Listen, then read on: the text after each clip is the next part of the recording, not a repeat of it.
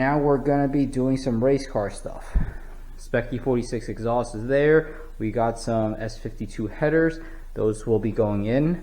I'm also going to be doing the intake manifold, so replacing the coolant pipes underneath that, and I'm actually going to just go ahead and do a heater core delete, well, heater hose delete at this point, because the interior is still fully in the car, so the heater core won't come out just yet. Alright, so let's get to time-lapsing the intake manifold removal. It's pretty straightforward. You just gotta undo everything that you can see there: disc, airbox, throttle body, your electrical wiring harness, and then the most annoying part is that fuel rail. So my method of doing it was taking a pick and undoing each of the metal clips, and then a quick pry bar slap would get the injector harness off, and then it was just fumbling around the back of the intake manifold to get the fuel line disconnected, and that was it. So here we have it, intake manifold's off. I don't remember where I left off, but the coolant pipes are now off. They were actually original, as shown by the blue zip ties that were holding the knock sensor wires still onto the heater pipes. So that's pretty amazing that nothing broke in 225,000 miles. The heater hoses are also off because this thing won't have a heater core in a little bit, in a couple months actually. And that's basically it right here. The next thing I wanted to look at would be the intake manifold right here. So the purge valve is going to be off because the charcoal canister is off this car. There was this vacuum cap right here, and this was actually the only cracked vacuum cap. It's, I think, a 5/16, if I remember correctly. Yeah, 5/16. The smaller, like, I guess 1/8 ones, not really an issue. They're pretty soft and pliable and don't really have any issues, so I'm not going to mess around and take them off. It didn't have a secondary air pump like valve in the back, and then when I took the secondary air pump off, there was no line looping around the back of your head. I don't know why. Just BMW things, just ZHP things, I guess. And the CCV is also getting replaced. This is original. There are some date codes somewhere around here that just say 04. But as you can see, like, these things, yep, they broke off pretty easily. So this thing needs to get replaced. We're gonna do these gaskets, and then I think this guy I got a new thing for, but this is pretty pliable. It's pretty stuck in there, so I don't even know how I'm going to take it off pretty easily. And then once all of this intake manifold side of things are done, we move on to the exhaust manifold side of things. Okay, so we got more stuff put back on the car. You can see the new coolant pipe that goes towards the expansion tank, but you can also see the Bimmer World expansion tank plug along with the Bimmer World coolant pipe plug with an NPT sensor that is Teflon taped. And we got my heater core plugged off with some bypass caps and the heater valve deleted. So now we are ready to start putting stuff together. So we're going to do a time lapse pretty soon. I got this thing pressurized. It's been sitting here for about 20 minutes, no drop in pressure, so I feel pretty confident. I'm going to leave this thing pressurized as I go and put everything back together, so it's time to do the time lapse. And reassembly is a lot easier than disassembly, just because I got rid of the heater core hoses, the secondary air pump, the purge valve, so there's just a lot of less things to worry about reconnecting and making sure that went into the right place. Now the tips that I got is really reconnect the fuel lines first, just so you don't have to worry about it because it is at the back of the intake manifold, and also make sure you have your CCV hoses connected properly before you start tightening everything down. Once everything's in the right place, it just kind of falls on the studs, and then you can worry about reconnecting all your wiring harness and your fuel injector harness. That fuel injector harness you can do absolutely last, and I think that's all the tips and tricks I got for you.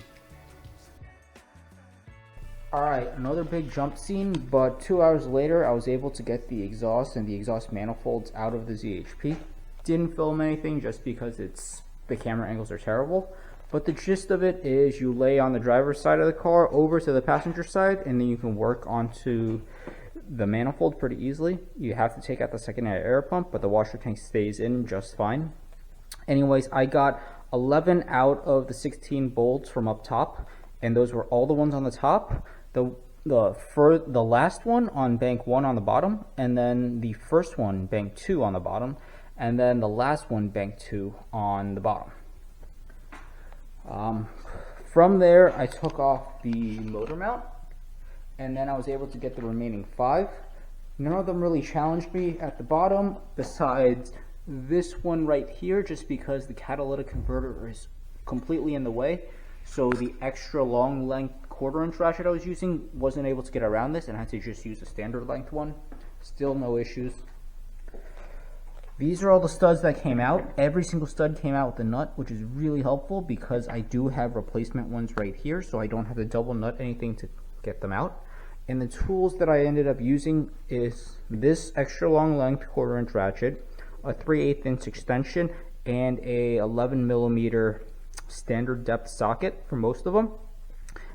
I did use the deep socket for the ones on the bottom when I was working on the engine from the top, but once you work from the bottom, you go back to using the standard length socket.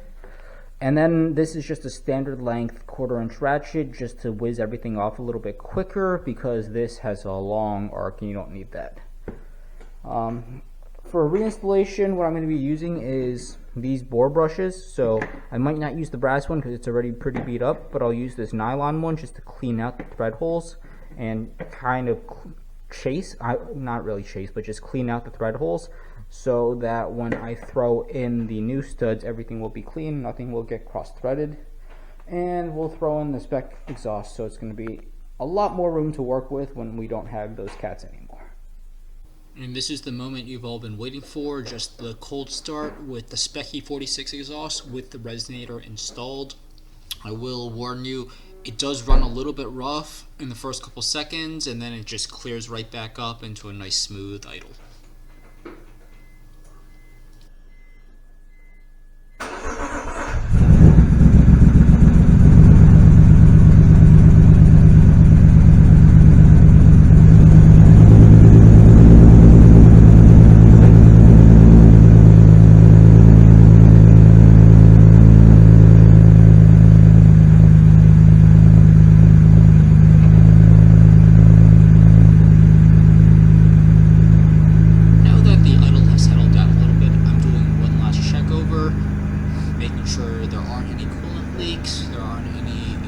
Leaks either from the manifold flanges or from any of the B-bands, and this time allows the car to settle into a new idle because I didn't clear any adaptations and there are no cats and basically no exhaust restrictions anymore.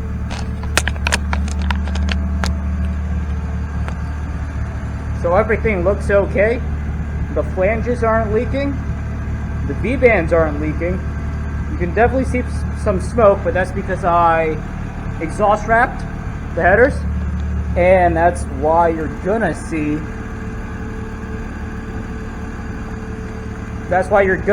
some smoke.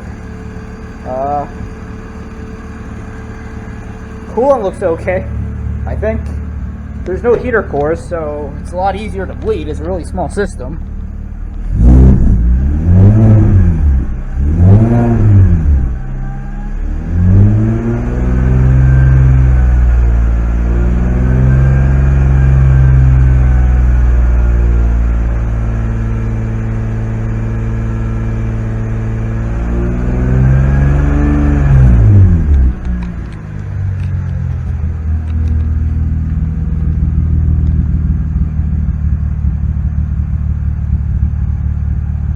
Obviously, these sound clips aren't the best to show the potential of this exhaust, but if you've already gotten to this point in the video, please like or subscribe and throw some comments in on what I can do to improve the quality of these videos, and pay attention to some future autocross or track day videos, and thank you guys for watching.